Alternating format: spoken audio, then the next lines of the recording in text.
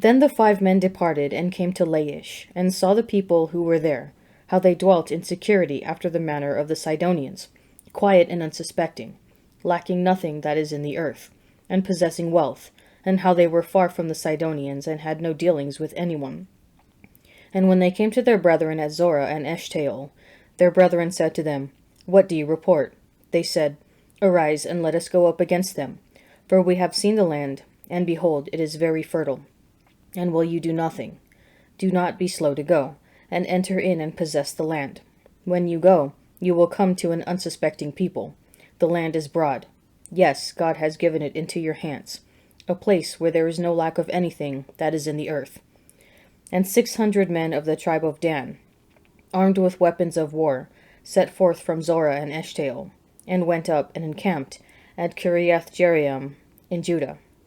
On this account that place is called Mahanath Dan to this day. Behold, it is west of Kiriath Jearim. And they passed on from there to the hill country of Ephraim, and came to the house of Micah. Then the 5 men who had gone to spy out the country of Laish said to their brethren, Do you know that in these houses there are an ephod, teraphim, a graven image, and a molten image? Now therefore consider what you will do. And they turned aside there, and came to the house of the young Levite, at the home of Micah, and asked him of his welfare. Now the 600 men of the Danites, armed with their weapons of war, stood by the entrance of the gate.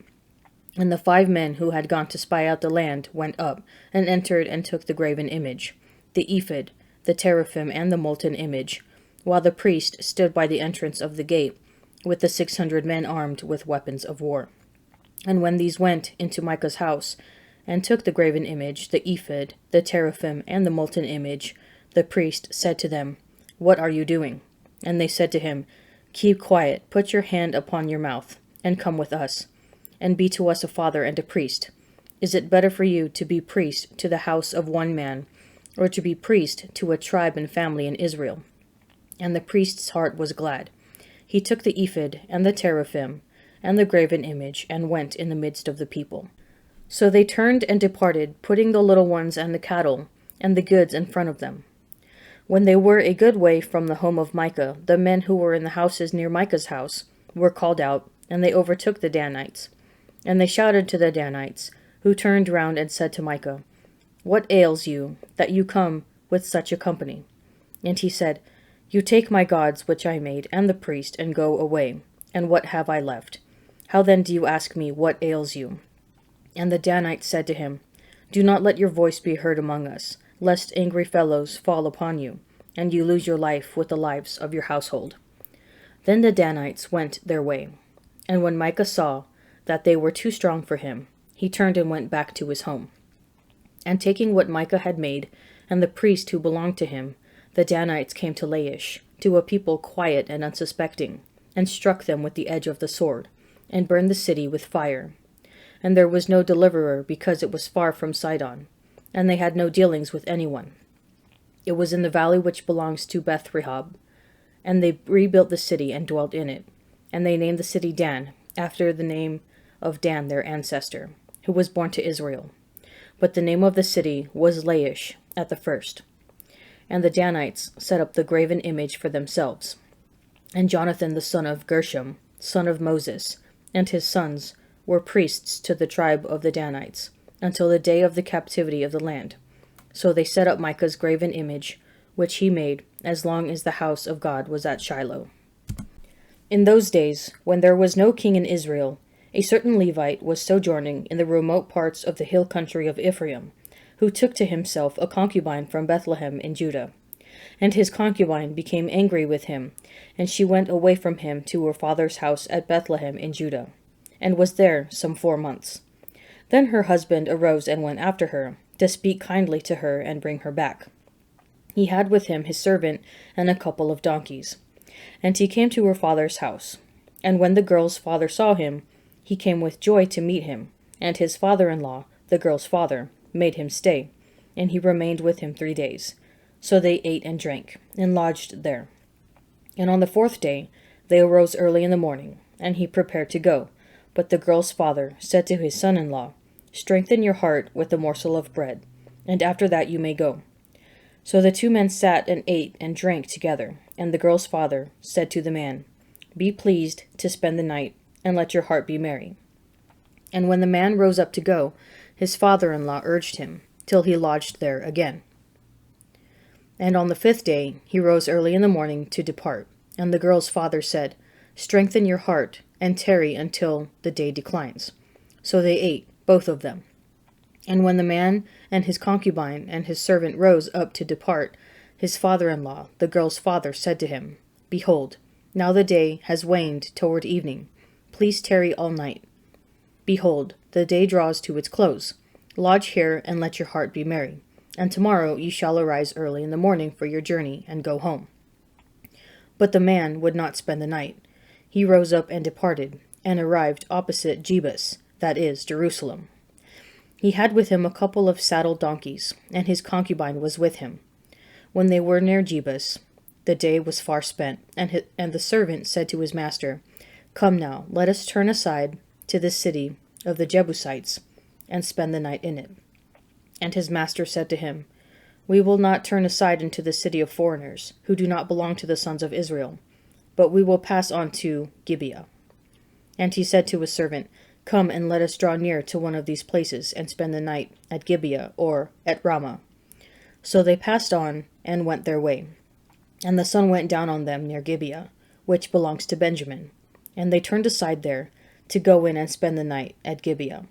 And he went in and sat down in the open square of the city, for no man took them into his house to spend the night. And behold, an old man was coming from his work in the field at evening. The man was from the hill country of Ephraim, and he was sojourning in Gibeah.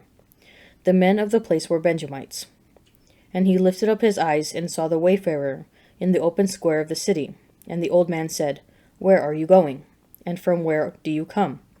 And he said to him, "We are passing from Bethlehem in Judah to the remote parts of the hill country of Ephraim, from which I come. I went to Bethlehem in Judah, and I am going to my home, and nobody takes me into his house. We have straw and food for our donkeys, with bread and wine for me, and your maidservant, and the young man with your servants. There is no lack of anything." And the old man said, "Peace be to you.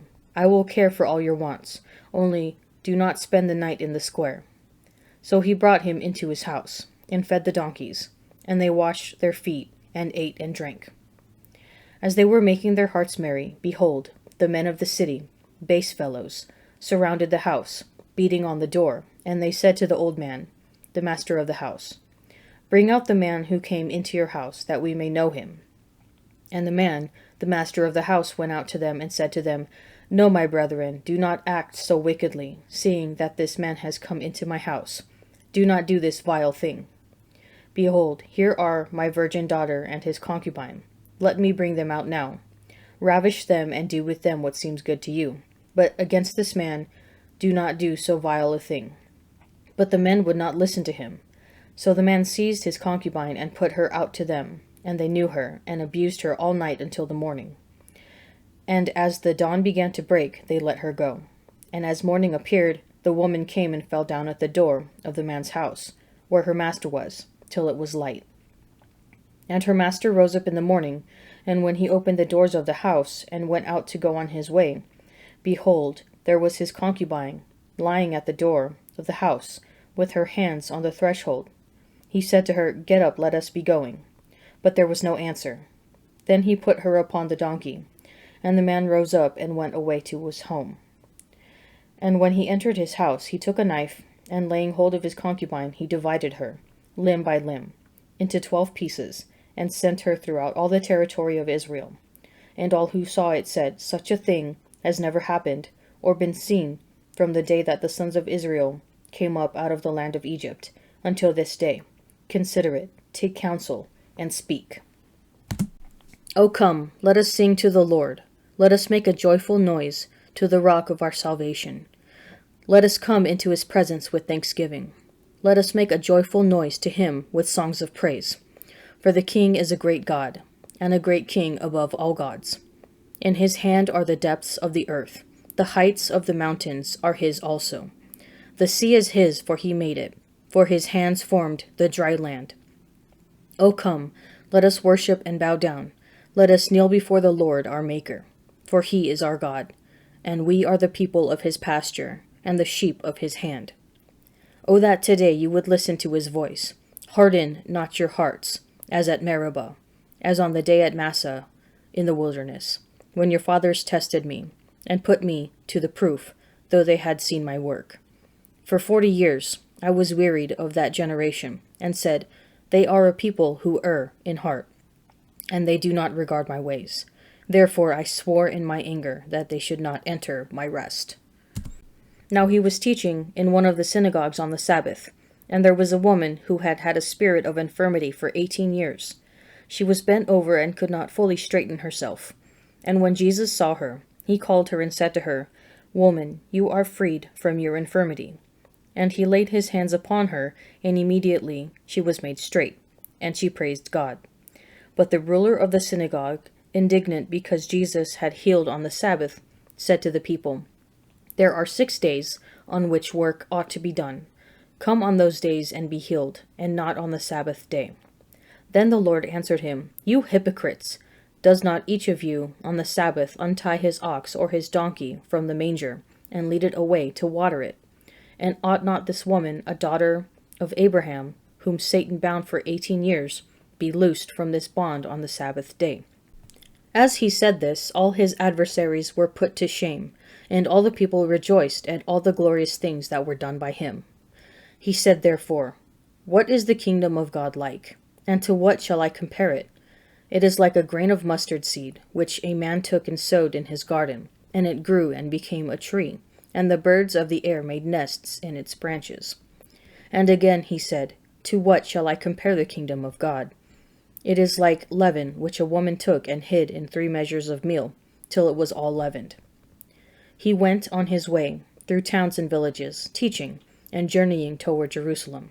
And someone said to him, Lord, will those who are saved be few? And he said to them, Strive to enter by the narrow door, for many, I tell you, will seek to enter, and will not be able. When once the householder has risen up and shut the door, you will begin to stand outside, and to knock at the door, saying, Lord, open to us. He will answer you, I do not know where you come from. Then you will begin to say, We ate and drank in your presence, and you taught in our streets. But he will say, I tell you, I do not know where you come from. Depart from me, all you workers of iniquity. There you will weep and gnash your teeth, when you see Abraham and Isaac and Jacob and all the prophets in the kingdom of God, and you yourselves thrust out. And men will come from east and west, and from north and south, and sit at table in the kingdom of God. And behold, some are last who will be first, and some are first who will be last. At that very hour some Pharisees came and said to him, Get away from here, for Herod wants to kill you. And he said to them, Go and tell that fox, Behold, I cast out demons and perform cures today and tomorrow, and the 3rd day I finish my course. Nevertheless, I must go on my way today and tomorrow, and the day following, for it cannot be that a prophet should perish away from Jerusalem. O Jerusalem, Jerusalem, killing the prophets and stoning those who are sent to you. How often would I have gathered your children together as a hen gathers her brood under her wings, and you would not. Behold, your house is forsaken, and I tell you, you will not see me until you say, Blessed is he who comes in the name of the Lord. In today's readings, we are confronted with the terrible consequences of setting up our own gods in opposition to the Lord. Micah has set up his own idol god with his own priest. It is stolen by the tribe of Dan, which builds its own rival sanctuary.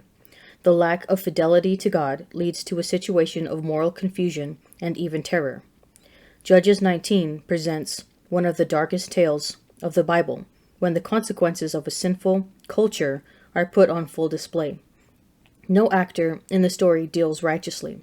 Everyone is treacherous. While most of us do not build literal idols to worship, the psalmist recalls for us the stubborn hearts of the wilderness generation, a type of idolatry a bit closer to home.